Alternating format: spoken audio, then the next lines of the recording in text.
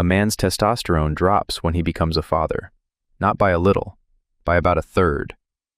That has been measured. 624 men tracked for 4.5 years. Nobody asked their bodies, the hormone just went down. Hold a baby and your oxytocin goes up. Yours. It does not have to be your baby.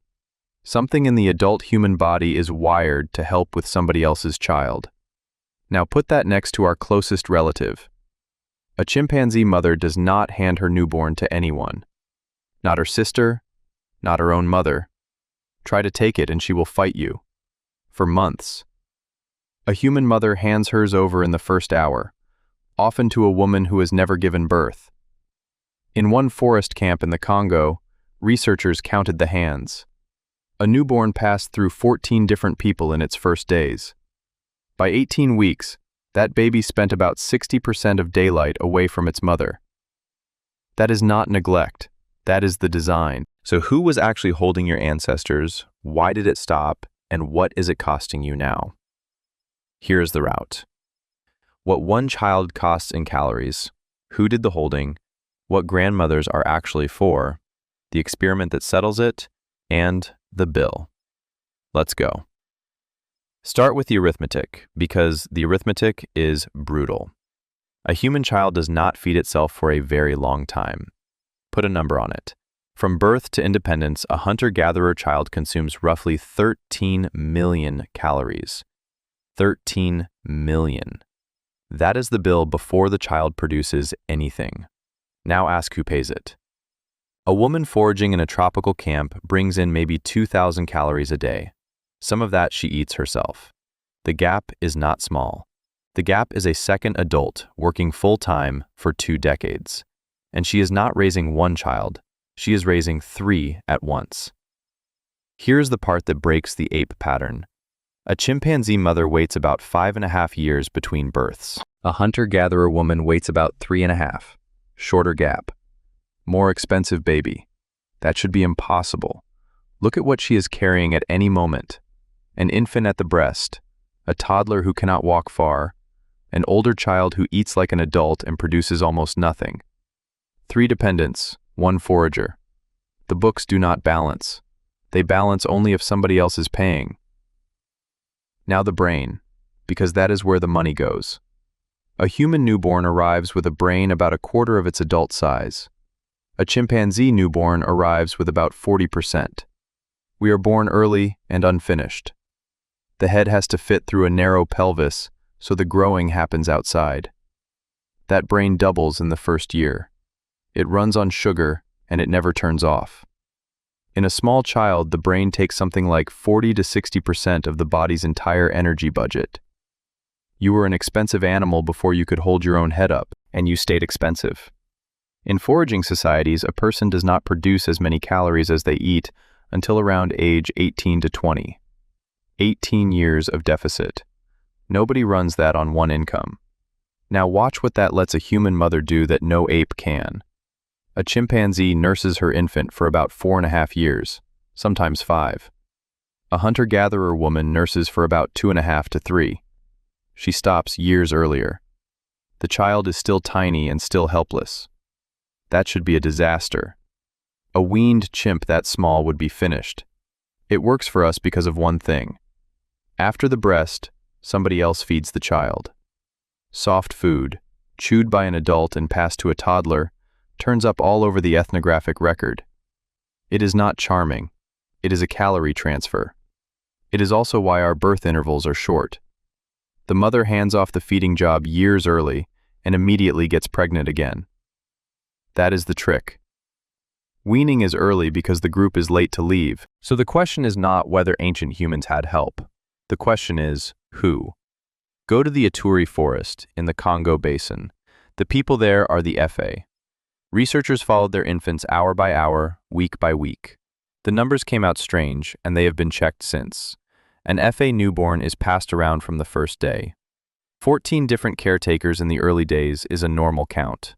At 3 weeks, the baby is being handed to somebody else more than 8 times an hour. 8 times an hour. Sit with that. By 4 months, the mother holds the baby less than half the daylight hours. And it goes further than holding. Other women nurse the baby. That is called allonursing, and it is documented in a long list of foraging societies. A woman who did not give birth to that child produces milk for it. Try to fit that into a nuclear family diagram. It does not fit. Now go west, to the Aka in the Central African Republic. The fathers there hold their infants for about 47% of the time inside camp. Almost half. No other society on record comes close. An Aka father will pick up a crying baby while his wife is asleep. Sometimes he offers a nipple to calm it. The child does not care. It calms down anyway. And now the caretaker almost nobody thinks of because she is 4 feet tall. Somebody went through a sample of 186 societies and asked a simple question. Who is physically holding the toddler at midday? In most of them, the answer was not the mother. It was another child. An older sister, 6 to 10 years old, with a baby on her hip and instructions. She is not babysitting for pocket money, she is staff, and she is learning. A girl who has carried 3 younger siblings arrives at her own first baby with years of practice. Compare that with a modern first-time parent. Many have never held a newborn before their own. We are the first humans in history to start that job cold. Sarah Hurdy built a whole framework on this pattern and gave it a name, cooperative breeding. The idea is simple. Human infants are raised by a network, and the network is not optional. She points at one detail that is easy to miss. Human babies are social operators from the start. A chimp infant clings to fur. It does not have to charm anybody. Its mother is not going anywhere. A human infant cannot cling. It has no fur to grip, and no grip to speak of. So it does something else. It looks at faces. It smiles at 8 weeks. It babbles at strangers. That baby is auditioning. It has to make people who are not its mother want to hold it. Nobody teaches a baby to be cute. Cute is a survival strategy. And the eyes. Ours are the only primate eyes with a big white background around the iris. That white makes it obvious where you are looking. Handy in a group where everybody is watching the child. Now the person we have been circling around. Human women stop being able to have children in their 40s, then they carry on living for decades. Run through the animal kingdom looking for that, and the list is almost empty. Chimpanzees, gorillas, baboons. Fertility runs out at roughly the same time the body does. Outside our species, a long life after fertility shows up mainly in whales. Orcas. Pilot whales. That is the company we keep. 2 branches of the tree, separated by 90 million years. Kristen Hawkes went to Tanzania to watch what old women actually do. She timed them among the Hadza, not interviews, stopwatches and weighed food. Older women were out digging tubers about 7 hours a day. That is as much as women of childbearing age. In some seasons, more. And here is what she found next.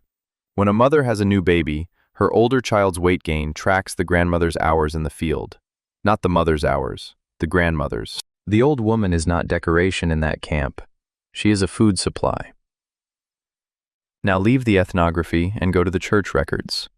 Rebecca Sear worked with a Gambian dataset from the village of Kaniba, covering 1950 to 1974. Real village, real records, more than 1,000 children. The question was blunt. Which relative actually moves a child's odds of reaching 5? The maternal grandmother roughly halved the risk for children aged 1 to 2. The father's presence did close to nothing. Read that again, because it is not what anyone expects. Then a review pulled together 45 studies from around the world. Mothers matter almost everywhere, which is not a surprise. Maternal grandmothers improved child survival in about 2/3 of the studies. Fathers improved it in about 1/3. That is not an argument about whether fathers are good. It is a statement about who was substitutable. If a father was gone, somebody else usually filled the hole. If the grandmother was gone, often nobody did. Then somebody counted grandchildren. Finnish and Canadian parish registers, pre-industrial, hundreds of families. Every 10 years, a grandmother lived past 50. Her daughters produced roughly 2 more children who survived. 10 years of an old woman's life converts into 2 more people. That is the exchange rate. Menopause stops looking like a fault. It starts looking like a job change. You were not designed to raise a child alone. Read that again, because everything else in this video hangs on it. Not, it is hard to raise a child alone. Not, it would be nice to have help. The arithmetic does not close. One adult cannot fund 13 million calories and stay alive. Every ancestor you have came out of a group that solved this. There is no other kind of ancestor. Now, the honest objection. Everything so far is observational. Nobody randomized grandmothers. You cannot assign a village to one baby and not to another. So the test has to come from somewhere else, and it does. There is a randomized experiment on human alloparenting. It has been run dozens of times. It is called continuous labor support. The setup is simple. A woman gives birth. One supportive person stays with her the whole time. Not family, not staff, no drugs, no procedures. A stranger who does not leave.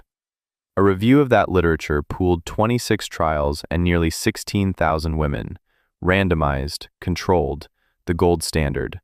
Women with continuous support were about 25% less likely to have a cesarean. They were more likely to give birth without instruments. They used less pain medication. They were less likely to rate the experience as negative.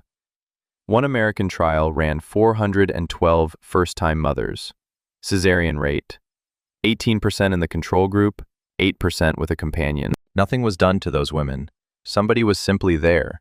The human body responds to an extra adult in the room, measurably, in a hospital.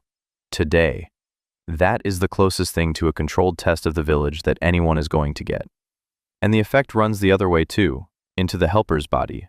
Back to the men from the opening. 624 of them in the Philippines tracked over 4.5 years. The ones who became fathers and lived with their child had evening testosterone fall by about a third. The men who stayed single did not show that drop. Hormones are not sentimental. Something switched them, and it is not about biology in the narrow sense.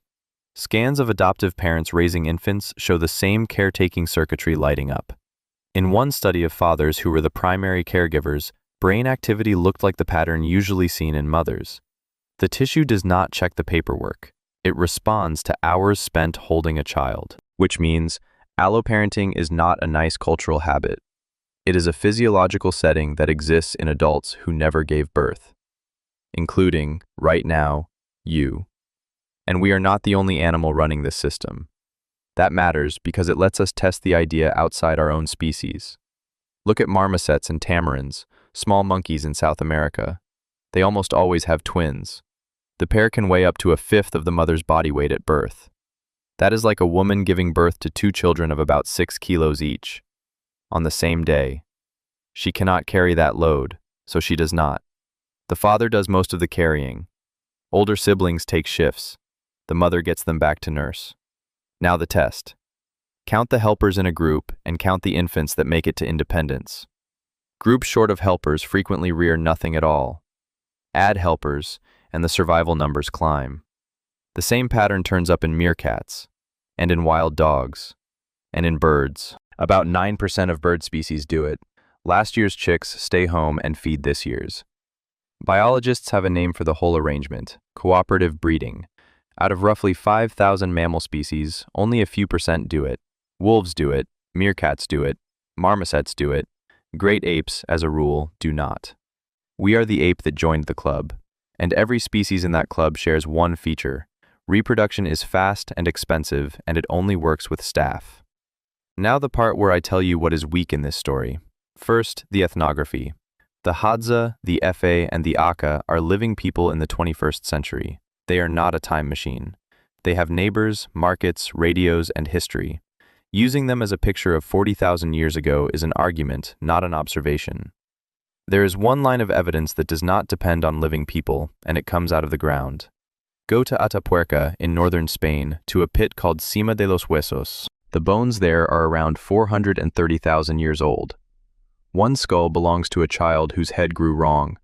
The plates of the cranium fused too early, so the shape is visibly deformed. That child lived to somewhere between 5 and 8 years old. A child like that needs more care, not less. Somebody kept giving it for years, 400 millennia ago. There is another case at Dmanisi in Georgia, dated to about 1.7 million years. A skull of an old individual with almost no teeth left. The sockets had healed over, so the teeth were gone long before the end. No teeth, no meat, no roots. Not alone anyway. Both cases are argued about. Maybe soft plants were enough. Maybe the child needed less than we assume. But that is the honest state of it. Two hard cases contested, and a lot of living villages that are not time machines. Second, the Gambian numbers are correlations. Grandmothers who are present may differ in a dozen ways we cannot see. Third, the grandmother hypothesis is genuinely contested. Some researchers argue that a long life after fertility is a side effect of longer lifespan overall. Others put the weight on skill and knowledge instead, arguing that experienced hunters, not grandmothers, funded the extra years. The models disagree, and the disagreement is live. What survives all of it is the arithmetic. One woman cannot fund a human childhood. Whoever was helping, somebody was. Some of you are thinking, this is a romantic story about happy tribes. Fair question. It is not a happy story. A network of caretakers is also a network of politics. Help was not automatic. It was allocated, and it could be withheld. Grandmothers favored some daughters over others. Camps argued about who was fed. A large group meant more infections in a small space, and more of that fell on the smallest bodies. Child survival in foraging populations was poor by any modern standard. Somewhere around 4 in 10 children did not reach 15. So the village was not a paradise. The village was infrastructure. Infrastructure is boring until it is gone. So, what ended it? Not one thing, a sequence, and you can date most of it. First, farming. About 12,000 years ago, people stopped moving and started owning. Land is inherited, so households start to matter more than camps. Birth intervals shorten. More children per woman, more work per woman. Second, the city. Around 5,000 years ago, people started living beside strangers. The people next door were no longer people who owed you anything. Third, the factory. 250 years ago, work moved out of the household and into a building with a clock. A grandmother could not follow you onto the shop floor. Childcare and work separated for the first time. Fourth, the move. Industrial economies pay you to leave. The job is in another city, so you go, and you leave the network in the old one. Fifth, the house itself. In 1900, the average American household held about 4.5 people. Today, it holds about 2.5. In 1940, roughly 8% of American households were one person alone. Today, it is around 28%. That is more than 1 home in 4 with nobody else in it. Sixth, distance. Adults now live a median of about 18 miles from their mother, and the tail is long. An 18-mile grandmother is not a grandmother who takes the baby at 2 in the morning. And seventh, the replacement. The village became a service you buy. Infant care in an American center runs somewhere between $11,000 and $13,000 a year. The FA paid for it with hands. We pay for it with a monthly invoice. Now the bill, in numbers you can check. Here's the one that should stop you. Mothers today spend more hours in direct childcare than mothers did 60 years ago. In 1965, American mothers averaged about 10 hours a week of direct childcare. By 2012, it was closer to 14.